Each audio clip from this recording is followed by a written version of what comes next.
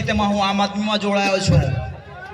એનું જોડાણનું પાછળનું કારણ જોઈએ તો વિચારો તો ઘણા હોય છે. અમારા જેવા શિક્ષિત યુવાનો છે જે સરકારી નોકરી કરતા હોય છે, પરંતુ અમે જો પરિવર્તન લાવવાનું વિચારતા હોય તો તમે કેમ નહીં લાવવું જરૂરી છે. કારણ કે ચેતરભાઈ વસાવા છે એ સમાજ માટે લડે છે, આપણા આદિવાસીના હક અધિકારો માટે લડે છે, એટલે આપણે એને સપોર્ટ કરવો ખૂબ જ જરૂરી છે. અહીં જમીન સંપાદનની વાત હોય કે પછી કંપનીની વાત હોય, કોઈ પણ હોય ત્યાં કોઈ બીજો નેતા આવીને આપણા માટે અવાજ ઉઠાવતા નથી, પરંતુ આપણા જે ચેતર વસાવા સાહેબ છે એ જ હંમેશા આગળ જોવા મળે છે. કેમ બીજા ધારાસભ્ય નથી? તે પણ આદિવાસી જ છે ને. આદિવાસી હોવા છતાં પણ એ લોકો અવાજ નથી ઉપાડતા તો એ લોકોનું કામ શું કામ? એટલે હું કહું છું કે જાગો યુવાનો, ને તો આગળનું જે ફ્યુચર છે એ બહુ અંધકારમય થશે. વાત કરીએ ત્યારે આપણો જે નર્મદા ડેમ બનેલો છે એમાં આપણી જ જમીનો ગઈ છે, એમાં બીજાની જમીનો નથી ગઈ. તો એ છતાં આપણે વિસ્તારમાં કેટલી ફેસિલિટી મળે છે, કેટલી સુવિધાઓ મળે છે આપ જાણો છો ને. તો આ જ પરિસ્થિતિ અત્યારે આપણા જે અહીંયા આંબાડુંગરની અંદર પ્રોજેક્ટ આવે છે એની અંદર ઘણી બધી કાર્યવાહી થઈ ગઈ છે અને નેતાઓ આવીને કહે છે કે કશું જ થવાનું નથી. તમે ઈઓઆઈ અને ઈપીસી બહાર પાડી દીધી છે, રિહેબિલિટેશન અને રીસેટલમેન્ટના ટેન્ડરો માટે ટેકનિકલ સર્વિસનો તમે ટેન્ડર બહાર પાડી દીધો છે અને કહો છો કે કશું જ થવાનું નથી. હા, જે 28 ગામડાઓ નહીં થશે પણ એનો ક્યારે વારો આવશે એ ખબર નથી, પણ તમે તદ્દન એવું કહો છો કે કશું જ થવાનું નથી, તો એ ગલત છે. અત્યારે નહીં ખબર પડે? તમે ઓનલાઈન વેબસાઇટ ચેક કરશો ને તો બી એમાં ઘણી બધી માહિતી આપી દીધી છે અને મોટી જાહેર સભાઓ કરીને કહો છો કે કશું જ થવાનું નથી. આપણને આદિવાસી છે એટલે એ લોકો એવું સમજે છે કે આ લોકોને કશું જ ખબર નહીં પડે. એવું નથી.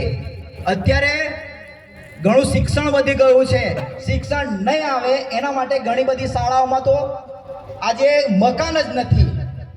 એટલે હું કહું છું કે ચેતર વસાવા વારંવાર કહેતા હોય છે કે એક માંડો ઓછો ખાજા પણ પોયરાન પોતા પોયરાન પોણાવજા. એમની વાતોને આજે તમારે ખરેખર ધ્યાનમાં લેવી જોઈએ. જો તમારી પાસે શિક્ષણ હશે ને તો જ તમે કંઈ કરી શકશો, બાકી તમારું કશું જ થવા નહીં દે. તમને ખબર નહીં પડશે, આ જ રીતે તમારી સાથે વર્તન કરવામાં આવશે.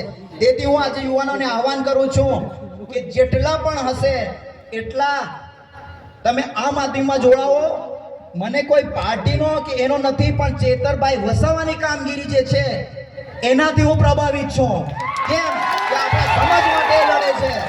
કે આમ આદમી પાર્ટી કે બીજી પાર્ટી ઘણી આવશે કે જશે, પરંતુ આપણી સમાજની વિચારધારા પ્રમાણે અને આપણા આદિવાસીના હકોની લડાઈ માટે જે કંઈ લડશે એની સાથે ઊભા રહેવાની આપણી ફરજ છે.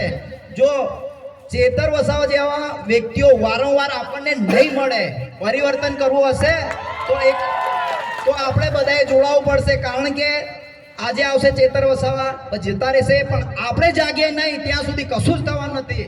પરિવર્તન આવશે, કોઈ બીજા આવીને પરિવર્તન કરશે ને એ તમે ભૂલી જજો. આપણે જ પરિવર્તન કરવું પડશે. કેમ કે આપણે બંધારણમાં એક વોટની તાકાત આપેલી છે ને, આ વોટની તાકાતનો જ ઉપયોગ કરવાનો છે. એક બટન દબાવી દો, સરકાર હટી જશે, કોઈ ચિંતા કરવાની જરૂર નથી.